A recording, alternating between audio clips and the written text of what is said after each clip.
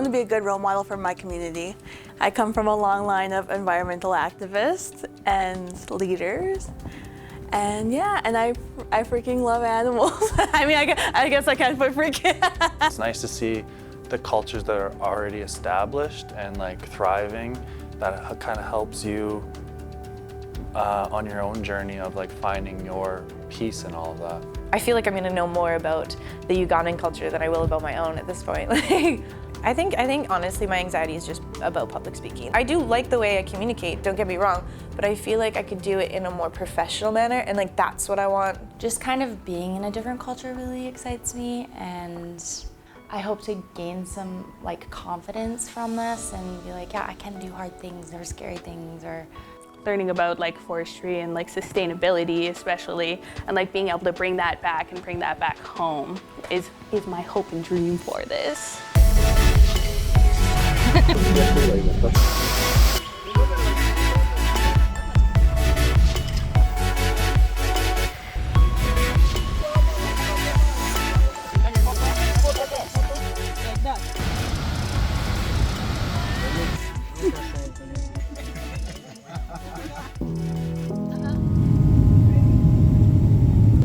coming back, like getting into the airport at Toronto and seeing like Tim Hortons. Like, oh my God, what is going on? It's a big change. It's crazy. It's just a lot to process. Like you go, it's like being dunked in a water and then coming out, and then now you're just like soaking and wet, and you feel like fish out of water basically. But it's weird to say that because when you go there you feel the same way, and now you leave and then you feel that way coming home. It's just a trip. Everyone's hustling, everyone's in a hurry, everyone looks mad. Like everyone in Uganda always like stops and says hi, they always like smile, they look at you, and here they're just like, no, hustle, hustle. It's really overwhelming. Yeah, it's just a lot. It's a lot that I've learned in a short amount of time. It's really scary. Why? Because Canada's overwhelming. I don't know, even just like the colors, like the red roads and everything's like red and bright, and you come here and it's a little bit darker because we're going into winter. And for me, it was so much fun. Seeing the children's faces light up when they see you, and I love those little kids, man. Wow, they're amazing. Leisurely wise, definitely doing like the gorilla trekking, going whitewater rafting on the Nile, seeing the chimpanzees in the wild. Just all the people, all the faces that you'll never forget. The smiles, the laughter. Yeah, getting sad now thinking about it. I'm nervous to share about it because I feel like I haven't had enough time to like mentally stabilize myself and like come back to like it being a good experience. I think I'm stuck on like the fact that I'm gone and I'm not around my people anymore, because like I feel like I really had a family and now I'm missing that support. And Ugandans are just, it's not a joke, like the friendliest people ever. Like so nice, so accommodating, like the hospitality is unreal. The way they handle each other is so gentle, so genuine, so loving. It's a community there. There's more sense of a community, so bringing that sense of a community wherever I go, that's really what I want to do, is bring everyone together and make sure everyone knows that they're part of something that's bigger than themselves, but also bigger than us.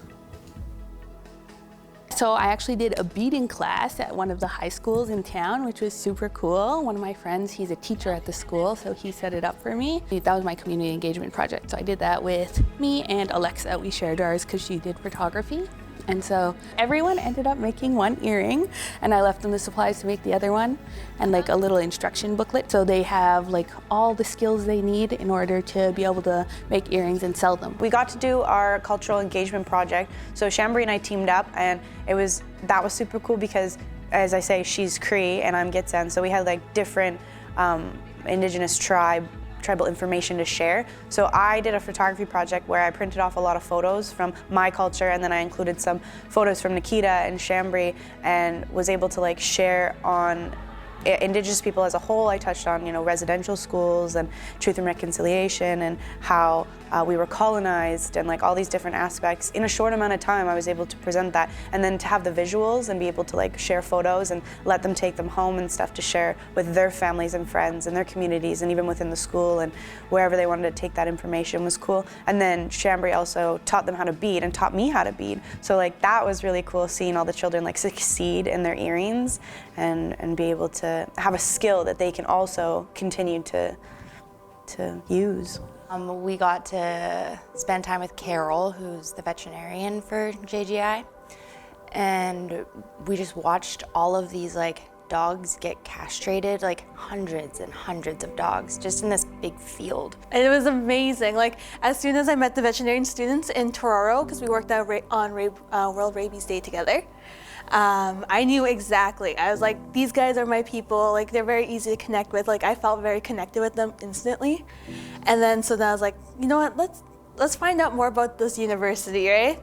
So we did Bannock and they showed us Rolex. So we just kind of bonded on a culinary level. I feel like all cultures have like a similar dish. And for us, like Bannock and their chapati that they roll the eggs in, it's similar. It's like the same ingredients. It's just in a different form. Oh, we did so many different activities because there's like so many different departments within the JGI Uganda team. So there's like the Natural Resources and Livelihood department, and then there's the Education and Research department, where I fell in love with like the work that they were doing. Like the cook stove project, where they're handing out cook stoves to different communities to try to get them to reduce their use of firewood. So like people are chopping down trees and taking away the land and the resources from the chimpanzees. So that was something we learned pretty early on about things that they're doing to reduce that. With Rita and the Education department, we did things such as RUMPS, which was reusable sanitary pads. And so we went around to classrooms and we actually taught children how to make their own reusable pads. And they were so excited. Like there was boys and girls, and each of them were excited to even just have the information, right? Because there's a high rate of student dropouts, especially within females, because of that stigma. I really liked all of the work that I did with the natural resource team. So we got to work at the nursery our first week there, and so we learned lots about how to take care of seedlings, all about that, and it was super cool. We were there for a full week, so we got to work with the same crew the whole time, and they taught us so much. And our last week there, we actually got to work there again, making seed balls that they'll then go throw in the forest. I think the nursery was my favorite part work-wise. Recreation-wise, we went rafting on the Nile. That was super fun. And then we also ziplined, which I really love ziplining. I've been twice. I went to Mexico and I went in Whistler, and so I was the one who was pushing the zipline. But then we get out there and we had to climb the tree. You don't start up on the platform, you have to climb the tree. So I was standing there watching everyone climbing, and I'm just tearing up. I was like, oh my God. Did I feel like I was challenged in moments? Yes, for sure. There's good days and there's bad days, and I expected that going through, or coming into it, I guess. But the food for me, because I realize I have a very sensitive stomach. So I was sick more of time, a lot more than the rest of the group. So that was hard for me, missing out and not being able to go to work and staying home alone at home and just not feeling good. And that was a challenge for me for sure, but it was nothing major. Yeah, I think the biggest challenge was just to not get annoyed with the 4 other people I was living with, because it's so much time spent together, and I'm an introvert, so I need a lot of alone time, but we were sharing a room for half the time, and you're in one house and one hotel compound, so you're even no matter where you go, you're never really by yourself. So that was the hardest thing for me, is just making sure that I took enough time for myself. There's small challenges that you always go through traveling: the food, language barrier, the culture shock.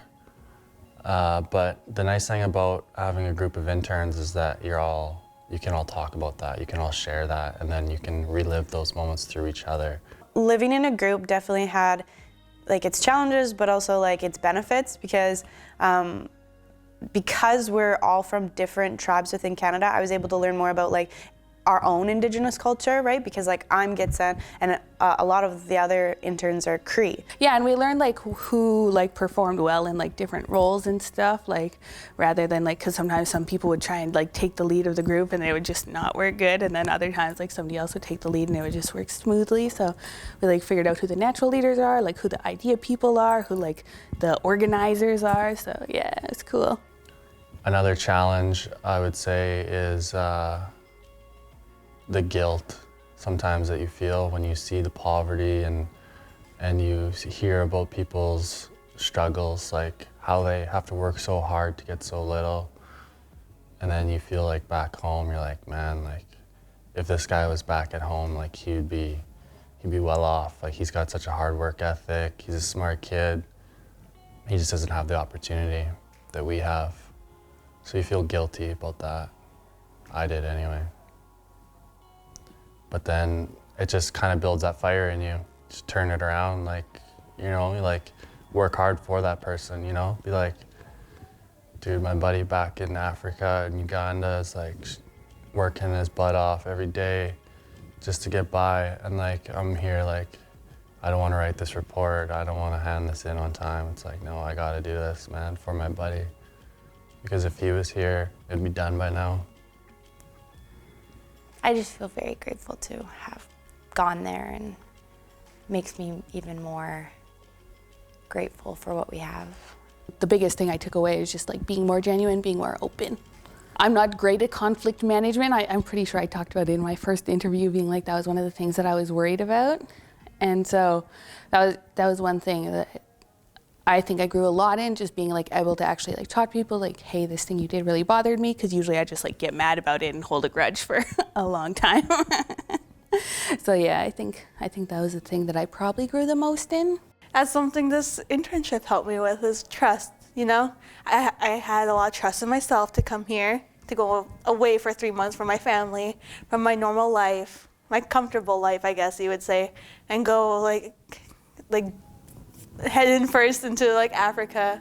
I was like, so I had that trust myself, and then I had the trust in the people sending me and the other interns coming along with me. Professionally, I think I just grew so much experience working with the Roots and Shoots program, because as an outreach worker, I'm always working with Indigenous children and running programs. So seeing how they run their programs for the kids and bring more to the table at my job as an outreach worker. So I did want to touch on like how my values changed. I mentioned it in a couple of my reports, but like I think going out there, I had really like personal growth values. I had like, you know, authenticity and balance and things about my own life that I thought would help people around me or my work. But like going there, and especially being around the other interns and people in the communities and stuff, I realized that like my core values are much more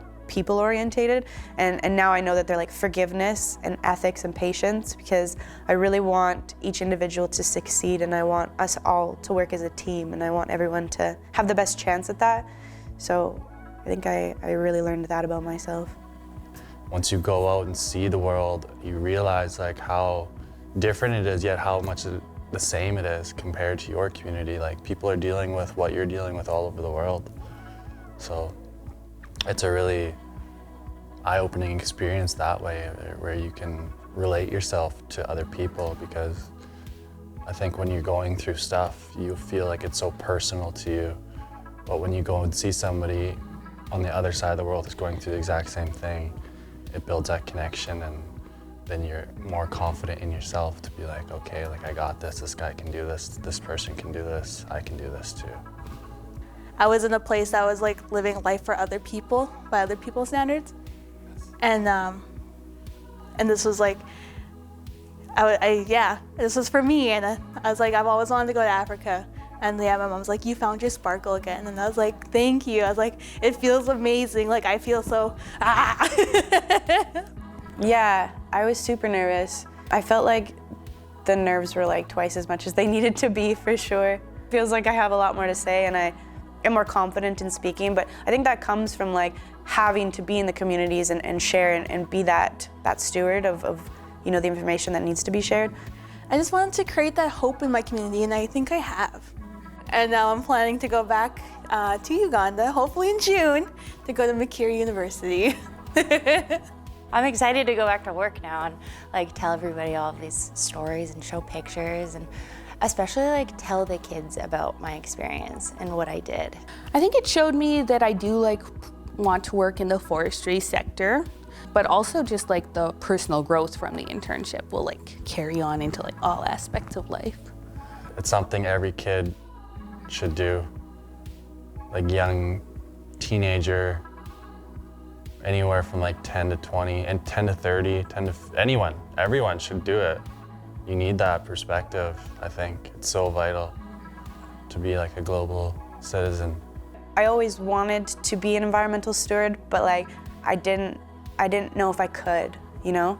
So now that I've seen myself do it, and I've seen the team and how involved people around can get, like I feel like now I have the skills to try and involve people back home with projects that I want to implement.